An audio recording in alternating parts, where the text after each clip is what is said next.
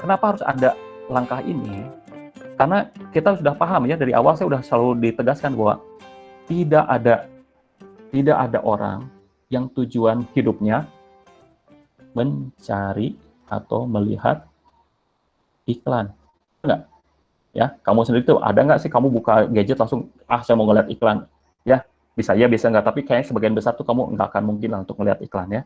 Nah, karena tidak ada niatan, tidak ada apa ya, desire, tidak ada keniatan atau atensi untuk melihat iklan, makanya butuh langkah ini. Gimana orang tuh diciptakan dulu atensinya, ya. Jadi orang nggak mau tahu atau tidak tahu atau nggak peduli gitu ya, diciptakan kepeduliannya dengan membuat langkah atensi. Makanya biasa nih atensi itu biasa berkaitan dengan problem, ya. Kamu ngantuk jam segini, kamu udah ini ya, kamu lagi nungguin maghrib ya, katanya ini atensi banget tuh, ya.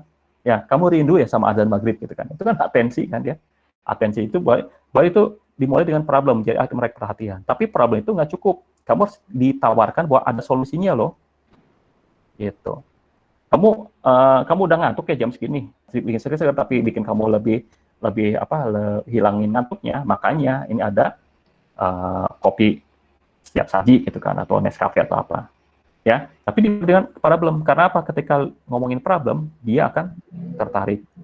Nah, cara menyampaikannya pun itu harus pakai media-media yang orang tuh dia nggak bisa skip ya, dia sulit untuk skip ya. Contoh ketika kamu dari kosan ke kampus, apa kira-kira media iklan yang nggak bisa di skip? Billboard, terus Videotron boleh. Walaupun si pemirsa itu bisa menghindari, tapi dari awal dia tetap harus terpapar dulu dengan si medianya, ya. Beda kalau kamu harus nyari website. Website kamu harus proses nyari dulu kan? Iya. Ya, tanpa ngeliat terus saya mau nyari gitu kan. Tapi yang jadi masalah adalah ketika orang pertama dari awal tuh dia tidak ada niatan untuk melihat iklan produk. Makanya dikasih visual-visual yang nggak bisa dihindari. Walaupun kayak IG Story itu nggak bisa dihindari, tapi kan bisa di-close, bisa ditutup. Atau pop-up itu kan nggak bisa dihindari, tapi kan bisa di-close gitu kan. Tapi itu adalah bagian dari atensi. Billboard juga kan nggak ada bedanya dengan pop-up, ya. Bisa dilihat, tapi kasih iklan, terus kamu ngeliat ke yang lain gitu kan. Atau mungkin kalau pikiran kamu, karena fokus di jalan, si billboard nggak kelihatan. Makanya penempatan billboard, ya, penempatan IG Story itu harus strategis.